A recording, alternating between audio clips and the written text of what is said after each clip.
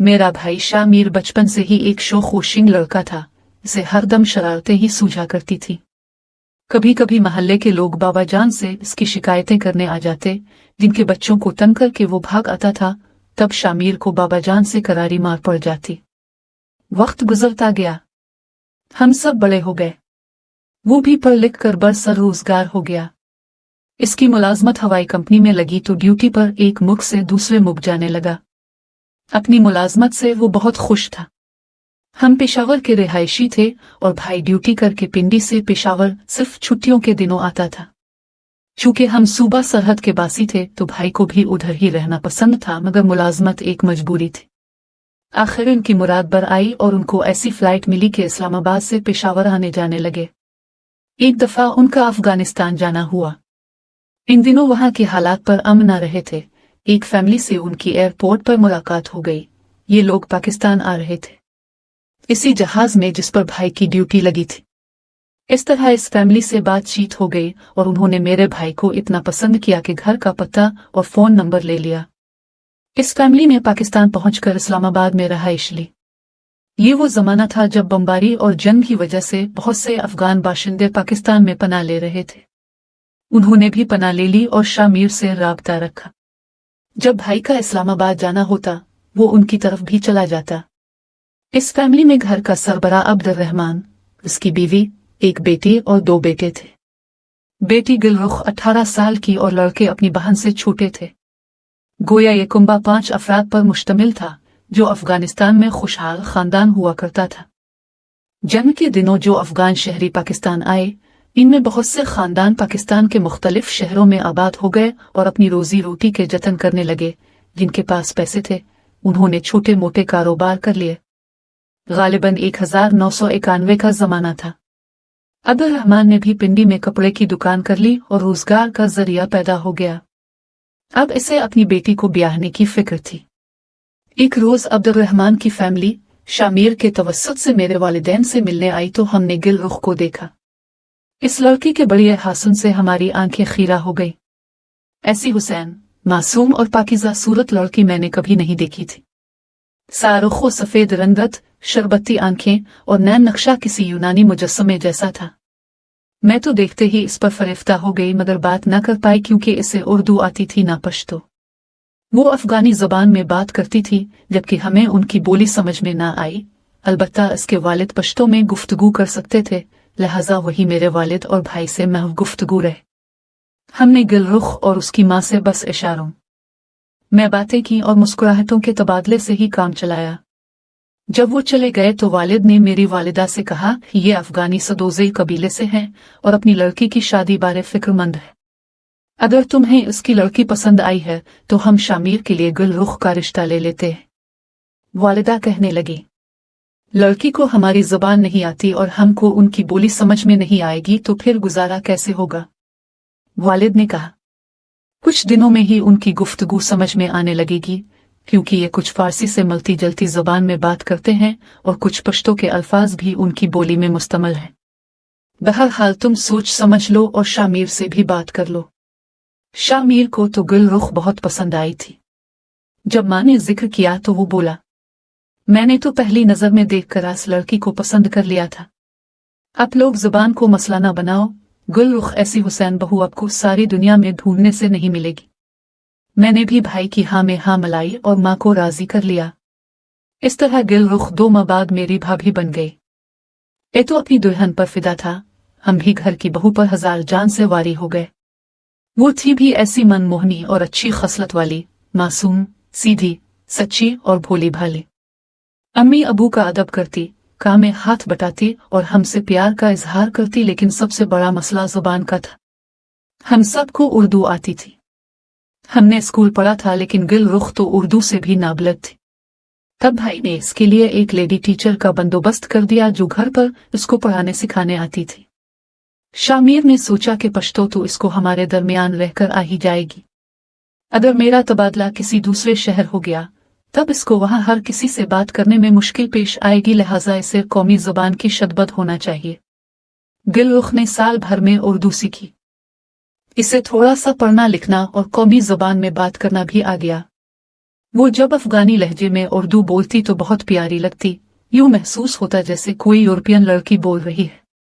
एक दिन भाई ने बताया कि उनको कौमी एयरलाइन में नौकरी मिल गई है और वो कराची जा रहे हैं। उनके साथ गुलरुख भी जा रही थी। दोनों बहुत खुश थे। मुझे याद है जब भाई ड्यूटी से घर आते तो वो दरवाजे पर उनका इस्तकबाल करती और सुबह जब ड्यूटी पर जाने लगते तो मुस्कुराते हुए उन्हें अलविदा कहती। इस वक्त वो कुदरत के हाथों तराशा हुआ एक शाहकार मालूम होती, मगर इतनी सादा के बगैर मेकअप के हसन की पुतली थी। कराची में तो सभी पास पड़ोस में उर्दू जुबान ही बोलते थे। इसमें भी मेहनत से ये जुबान सीखी थी। एक अफगानी लड़की के मुंह से इतनी अच्छी उर्दू सुन कर लोग हैरान हो जाते थे। अलिफ। एक रोज भाई अपने किसी दोस्त की शादी में हमें लेकर गए, जहां ख्वातीन के लिए अलहदा इंतजाम था।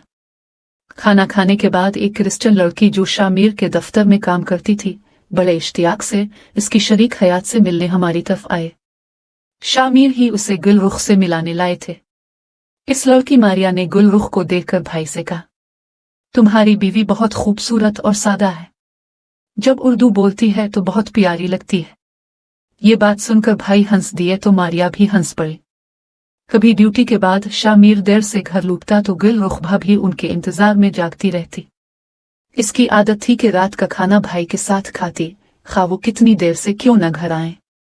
शामिर भाभी को सताने को अक्सर मजाक में कहता, तुम खाना खा लिया करो, मैं तो वहां से खा ही लेता हूं, तुम इतनी देर तक भूखी रहती हो। वो कहती, मैं तो आपके बगैर नहीं खा सकती और आप खा लेते हो, क्यों? क्या करूं, मारिया बहुत इसरार करती है, तब खाना पड़ता है। साथ ड्यूटी करने वालों का ख्याल तो करना ही पड़ता है। इस पर वो शौहर के मजाक को सच समझकर रूठ जाती। भाई इसे मनाता, कहता, नादान, मैंने कब तेरे बगैर खाया है, लाइव खाना दो। वो खाना लाती। जब दोनों खा लेते भाई को फिर मजाक सूझता, कहता, दोनों को राजी करना पड़ता है। मारिया के साथ भी खा लेता हूं और तुम्हारे साथ दोबारा खाना पड़ता है। देखो अब मेरा वजन कितना ज्यादा होता जा रहा है, कहीं नौकरी से फारग ना कर दे। वो तो ये मजाक में कहता, लेकिन गुलरुख उसे सच समझ लेती और उसका दिल मुरझा जाता। शामिर की आदत थी कि बार बार मजाक करके खुद खुश होता और दूसरे की दिल आजारी का एहसास न करता। दरअसल वो मेरे भाई से बहुत मोहब्बत करती थी। एक बार शामिर हमको मनूरा लेकर गया। हम कश्ती में सैर कर रहे थे। भाई ने समंदर का पानी चुल्लू में भरकर कहा, देखो गिल, ये पानी चखना, हमारे वतन का पानी कितना मीठा है। भाभी ने चुल्लू भरकर पानी मुंह में ले लिया। जाहिर है कि समंदर का पानी कड़वा ही था, मगर उसने पानी मुंह से निकाल फेंकने की बजाय पी लिया और बोली, हाँ शामिर, तुम्हारे वतन का पानी बहुत मीठा है। हम सब हंस रहे थे, मगर उसने पानी की कुल्ली फेंकने के बजाय इसलिए निगल ली थी कि इसका शौहर खुशी महसूस करे। शामिर और गुलरुख की जिंदगी इतनी खुशगवार थी कि दफ्तर से आने के बाद छुट्टी के दिन में वो घर से बाहर कहीं न जाता था। पास पड़ोस वाले इस खुशो खुर्रम जोड़े की जिंदगी को मिसाली कहते थे। हमारे घर के बराबर अशफाक भाई का घर था। वो मेरे भाई के साथ एयरलाइन में मुलाजिम थे। उनकी बीवी गुलरुख की सहेली थी। एक बार मजाक में उन्होंने बीवी से कह दिया कि शामिर की तो मारिया से बहुत बनती है। काश हमारी भी कोई मारिया जैसी दोस्त दफ्तर में होती। ये आदमी तो बड़ा खुशकिस्मत है, दफ्तर में भी खूबसूरत साथी और घर में भी। इसने तो ये सब अपनी बीवी को जलाने को कहा था, लेकिन कुछ औरतों की अक्ल वाकई गुद्दी में होती है, उनके पेट में बात कहाँ पड़ती है। इस खातून ने आकर गुलरुख को बताया कि तुम्हारा मियाँ अपने दफ्तर की एक क्रिश्चियन लड़की मारिया से मोहब्बत करता है। भाभी ये बात सुनकर खामोश रह गई। शायद इसने सच समझ लिया। इसके बाद वो हर वक्त खामोश ही रहने लगी। पहले वो मुझसे बातें करती, उम्मी के साथ चहकती, नहीं तो अपने नन्हे मुन्ने बेटे और बेटी के साथ खेलती। उसने तो अपने बच्चों के साथ भी चहकना महकना छोड़ दिया, जैसे इसे चाप ही लग गई हो। एक दिन मैंने भाई की तवज्जो दिलाई कि गुलरुख अब उदास और चुप चुप रहने लगी है, कहीं इसे अपने मैके की याद तो नहीं सताती। तब भाई ने कसम देकर इससे पूछा कि तुम क्यों उदास हो। इस पर वो रुपए कहने लगी, अशफाक की बीवी बताकर गई है कि तुमको मारिया से बहुत मोहब्बत है, इसको उसके शौहर ने बताया है। भाई ने कहा, एक औरत की बात पर तुमने यकीन कर लिया। अव्वल तो ये बिल्कुल गलत बात है। मैं किसी से प्यार नहीं करता, और अगर मुझे किसी से प्यार हो जाए तो तुम क्या करोगी? सच बताओ। मैं चाहूंगी कि तुम अपना प्यार पालो मगर खुश रहो। दिलरुख ने जवाब दिया। उन्हीं दिनों भाई के दफ्तर में कुछ सियासत चल पड़ी, जिससे शामिर को परेशानी लायक हो गई। घर आता तो दफ्तरी परेशानी चेहरे से जाहिर होती। भाभी इसका परेशान चेहरा देखकर बुझ जाती। वो समझती कि इसका शौहर मारिया के सबब उदास रहने लगा है। भाई इसे अपने दफ्तर की परेशानी तो बता नहीं सकता था। आखिर हिम्मत करके दिलरुख ने पूछ ही लिया कि क्या तुम मारिया के लिए परेशान रहते हो? इसमें भी कह दिया कि हाँ।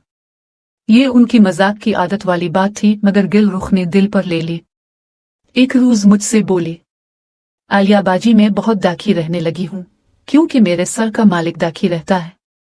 भाई को ऑफिस की कोई परेशानी होगी।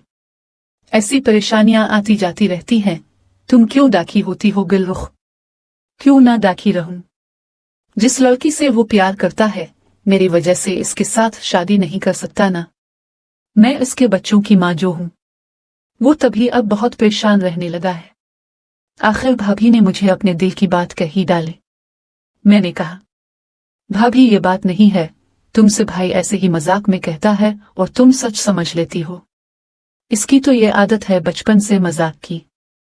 एक दिन भाभी शामिर से बोली, मेरे सरदार, एक बात कहूं? एक नहीं 10 कहो। 10 नहीं, बस एक ही बात कहनी है। अगर आप इस लड़के के बगैर नहीं रह सकते जिसके लिए आदास रहते हो, तुम्हें मेरी कसम, इससे साथ शादी कर लो। मैं इस बात पर राजी हूं। मैं खुश देखना चाहती हूं आपको। अच्छा कर लूंगा, तुम क्यों फिक्र करती हो? तुमसे पूछ कर थोड़ी करूंगा। भाई ने जिस बात को जरा बराबर अहमियत ना दी थी, इसको दिलरुख ने दिल के दामन में बांध लिया। हालांकि शामिर उसके सिवा किसी से मोहब्बत ना करते थे। खादी के बाद अगर कोई जात थी जिसकी उसे चाहत थी, तो वो दिलरुख ही थी, जो उसकी रग रग में समाई हुई थी। वही इसकी सब कुछ थी।